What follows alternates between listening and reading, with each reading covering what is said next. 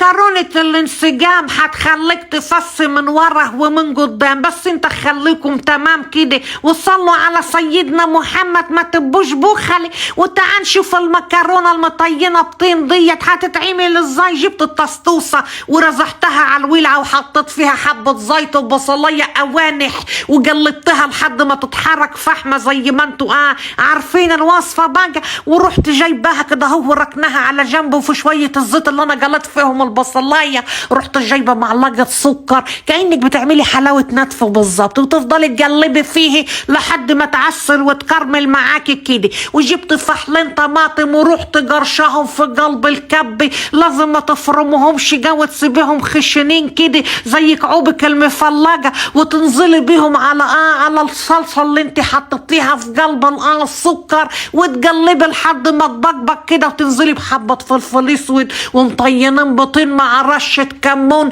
ما تحطيش حباشية، ما هي الوصفة ديت بهاراتها قليلة. وتجيب البصلاية وتفرتكيها وتمسكيها تجرشيها بايديكي كده قرشة 100 وتنزلي بيها في قلب الشلصة، وتقلبي يمين في شمال وشمال في يمين لحد ما تتشرب معاكي. وجبت حلة تانية ونزلت بقرص السمنة وثلاث ارباع في حيل بصل وتقلبي بقى. ورحت جايبة الوركان وحطاهم في قلب الأحلة وطماطماية فحصاها ورشة الكمون وشوية ورق جوافية وفص الراولي ومش راولي وبوج شوربة. ورحت رزع الحلة مغطياها وسايباها في ثواني استوت زي ما انتم شايفين كده، حاجة ما فيش بعد كده. الله الست الشاطرة هي اللي تعرف تحط امتى في عينيها قطرة. الفراخ بصراحة ما خدتش سوا، هم وركين عاملة جمعية بقالي 3-4 سنين عشان نجيب الوركين دول، والحمد لله ربنا قدرني. وجبت شوية مكرونة اللي هي المكبريطة الصغيرة دي مع شوية من الطوال المزنبخين اللي زي الخوازيق دول، ورحت مكسراهم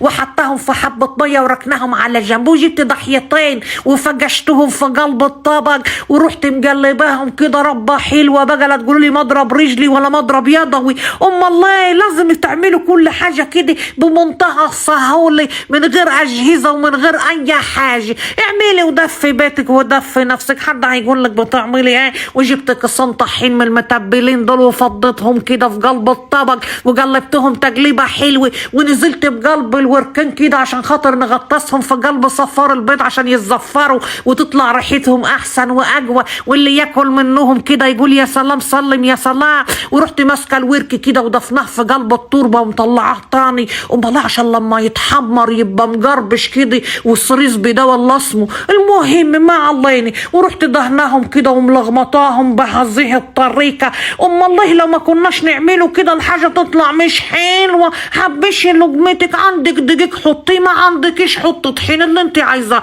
وجبت البصلة وملغطتها ودريتها برضو عشان تبقى مناب. امال ممكن اي حد ياخدها على ريحة الشوربة وريحة الفراخ اللي كانت معاها وحيطفح ولا يحس بحاجة. الدنيا غالية والحاجة صعبة خالص. وقلبتهم بقى في قلب الزيت كده وطلعوا محمرين ولا فراخ الكنتاكا حتى عسل زبدة كده. حكم خليتكم ام ابراهيم لما تحط الحاجة في دماغها تطلع مجرمشة وزي الخرا. بصي مش مشكلة زي بعض. الطبيخ بالذات مش محتاج فضلكي، اي حاجة عندك حطيها. النسوان يا اختي تجيب الورقة والقلم وتقعد تكتب ورا الراجل اللي بيبقى في التلفزيون عمال يقول لهم حطوا بطريقي وحطوا مش عارفة تنظر. يا ست اطبخي ببركة ربنا، اديك شايفاني اهو من نعمل حاجة زي العسل. وقلبت بقى شوية المكرونة وغرفتوهم كده، المكرونة طالعة معجينة وحكاية. انا قلت بقى بلاش نعمل المكرونة قرداحي ونعمل جنبها فخدين وركين اهو يبقى غموس نغمسه فيه وخلاص. ما كنتش نعرف ان انا هنعمل المكرونة وهتطلع زي العسل كده. هي سبحان الله مغمسة نفسها ومسكرة وحلاوتها زايدة حتة. قعدت ناكل فيه ونقول ايه الحلاوة دي ويا سلام سلم. انا كنت بصراحة ناوية نعملها ونقول لكم على عيوبها من كتر الزيت اللي اتحط فيه.